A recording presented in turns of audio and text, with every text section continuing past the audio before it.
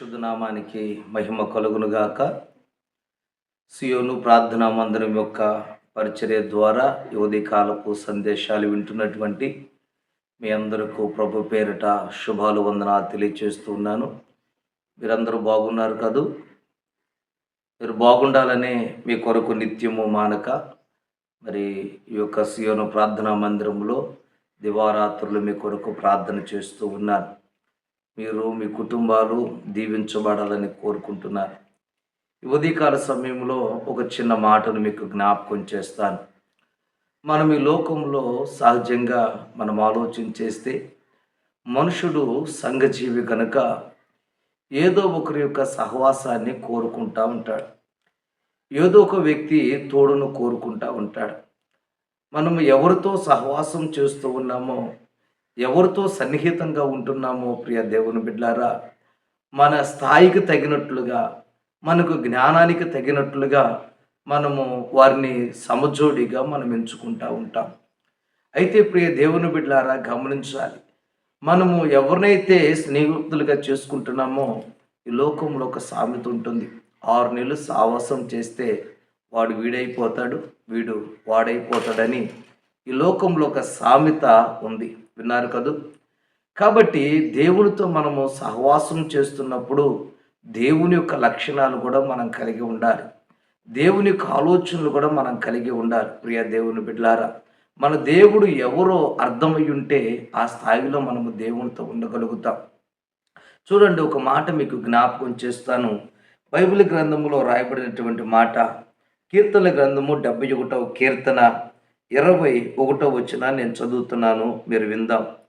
నా గొప్పదనమును వృద్ధి చేయము, నా తట్టు మరలి నాకు నెమ్మది కలుగు చేయము. చూసారా ఈ మాట? నా గొప్పతనమును వృద్ధి చేయము. నీ దేవుడు ఎంత సమర్థుడో నీకు అర్థమైతే, నీ దేవుడు ఏమి ఇవ్వగలడో నీకు అర్థమైతే ప్రియ దేవుని బిడ్డలారా, దేవుని మనం విడిచిపెట్టి ఉండలేమండి. మన ప్రభువు ఎవరు అంటే ఇక్కడ భక్తుడు కోరుకుంటున్నాడు. ఆయన ఎవరితో స్నేహం చేస్తున్నాడో తెలుసా? ఆయన తన గొప్పతనాన్ని వృద్ధి చేసేవాడితో ఆయన స్నేహం చేస్తూ ఉన్నాడు. ఈరోజు నేను అడుగుతున్నాను, దేవుడి దగ్గర రెండు కోరికలు కోరుకున్నాడు ఆయన. ఏంటి అంటే, దేవా నా యొక్క గొప్పతనాన్ని వృద్ధి చేయవా అని కోరుతున్నాడు. దేవునికి మహిమ కలుగును గాక. అంటే దేవుడు మనకి ఏమి ఇవ్వగలడు అంటే, ఆయన అంటున్నాడు మనకి తన గొప్పతనాన్ని మన యొక్క గొప్పతనాన్ని వృద్ధి చేసేటువంటి దేవుడు, అభివృద్ధి చేసేటువంటి వాడై ఉన్నాడు. ఆ తర్వాత రెండో మాట అక్కడ రాయబడి ఉంటుంది. అది ఏంటి అని మనం ఆలోచన చేస్తే, నా తొట్టు మరలి నాకు నెమ్మదిని కలుగు చేయము అన్నాడు. అంటే మన ప్రభువు మన యొక్క గొప్పతనాన్ని వృద్ధి చేసేవాడై ఉన్నాడు. అలాగునే రెండో మాట కొంటున్నాడు, ఆయన నీకు నెమ్మది కలుగు చేసేవాడు. ఈ లోకంలో ఎక్కడికి వెతికినా, ఏ మనుషుని అడిగినా కనిపించినది ఏంటి అంటే నెమ్మదే కనిపించట్లేదు. నోవాహు జీవితాల్లో కూడా తన తండ్రి గారు ఆ కాలంలో నోవాహుకు ఒక పేరు పెట్టాడు. ఏంటి అంటే నోవాహు అని. నోవాహు అనగా అర్థం ఏంటి అంటే నెమ్మది. ఆ కాలంలో ప్రజలందరూ విసిగిపోయి వేసారిపోయినటువంటి పరిస్థితుల్లో ఉన్నారు. ప్రతి వారిని బట్టి బాధించబడుతూ నొప్పించబడుతూ వచ్చాడు ప్రియ దేవుని బిడ్డలారా. అందుకే ఈ నోవాహు కాలంలోనైనా, ఈ కుమారుడు పుట్టిన తర్వాత అయినా సరే నేను నెమ్మది అనుభవించగలనేమో అని అనుకుని అతడికి ఆ పేరు పెట్టాడు. పేరైతే పెట్టాడు కానీ నెమ్మది అతని జీవితంలో లేదు.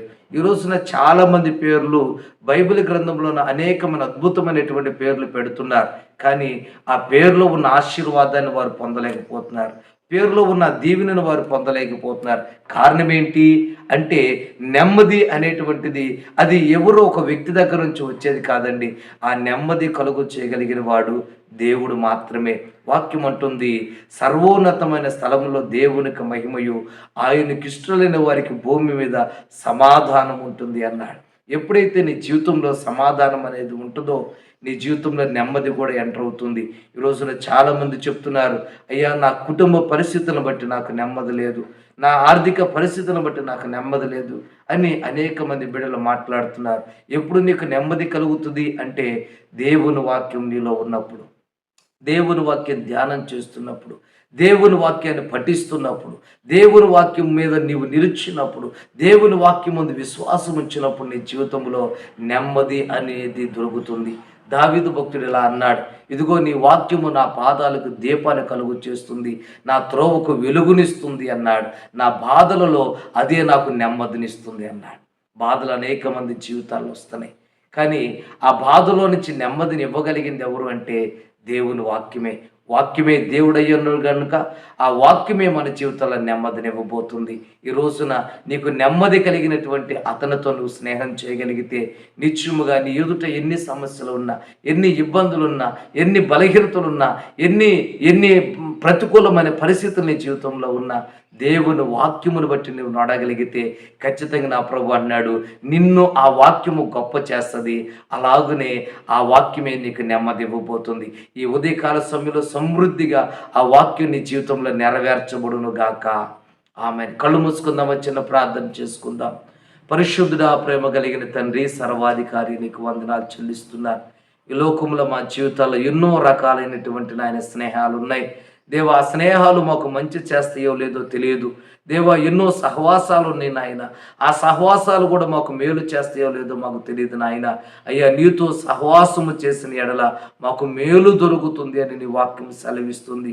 అయ్యా, నీవు మా గొప్పతనాన్ని వృద్ధిపరిచే దేవుడువు, అలాగనే అయ్యా మాకు నెమ్మదిని కలుగు చేసే దేవుడు. ప్రభువా, ఈ ఉదయకాల సమయంలో ఎవరెవరి వాక్యం వింటున్నారో, ఎవరెవరికి నెమ్మది లేదో ఆ కుటుంబాల నెమ్మది కలుగునుగా యేసు నామములో వారి నామమును గొప్ప చేయుదువు గాక, వారిని ఘనమైన స్థలములో నిలబెట్టుదువు గాక నాయన. యేసు నామములో ప్రార్థన చేసి అడిగి పొంది ఉన్నాము తండ్రి. ఆమేన్. Praise the lord.